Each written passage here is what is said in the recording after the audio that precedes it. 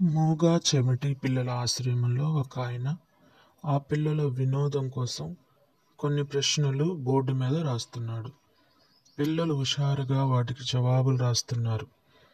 ఉన్నట్టుండి ఆయన ఈ ప్రశ్న రాశాడు: దేవుడు నాకు వినడానికి, మాట్లాడడానికి శక్తినిచ్చి మీకు ఎందుకు ఇవ్వలేదు?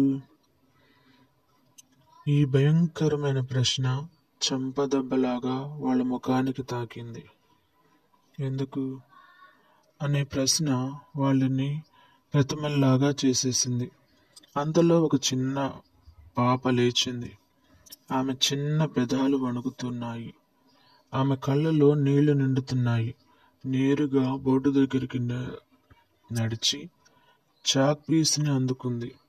స్థిరమైన చేతితో ఈ జవాబును రాసింది: తండ్రి, ఇది నీ దృష్టికి సరైనది గనుక ఇది ఇలానే ఉండనియ్యి. ఎంత ధన్యకరమైన జవాబు! ఇది నిత్య సత్యం. తల నెరిసిపోయిన విశ్వాసి దగ్గర నుండి దేవునిలో అప్పుడే పుట్టిన చంటి పిల్లల దాకా దీని మీద ఆధారపడవచ్చు. దేవుడు మన తండ్రి అనేది సత్యం. నిజంగా దీన్ని నమ్ముతున్నావా? నువ్వు నిజంగా ఈ సత్యాన్ని నమ్మితే నీ విశ్వాస విహంగం అశాంతిగా అటు ఇటు ఎగిరిపోక తన నిత్య విశ్రాంతి స్థానంలో గూడుగట్టుకొని ఉంటుంది. దేవుడు నీ తండ్రి. అందరి జీవితాల్లో ఎప్పుడో ఒకప్పుడు ఈ విషయం మనకు అర్థమయ్యే రోజు వస్తుందనుకుంటాను. కారణం లేకుండా రాలేదు నాకు ఈ కష్టాలు. ఉంది దీని వెనుక దేవుని హస్తం. నేను చూడలేనిది ఆయనకు అవగతమే. ప్రతి నిప్పు వెనుక ఉందొక ప్రయోజనం. ఈ లోకంలో నష్టం, పై లోకంలో లాభం.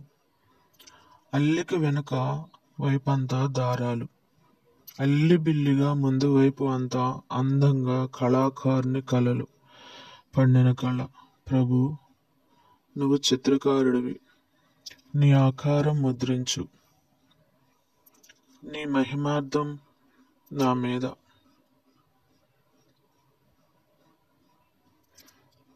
దేవుని చిత్త ప్రకారం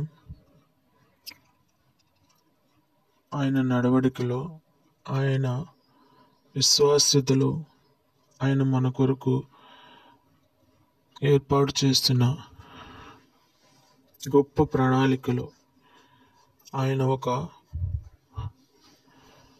మన గురించి గొప్ప మేలు కలిగి ఉన్నాడు.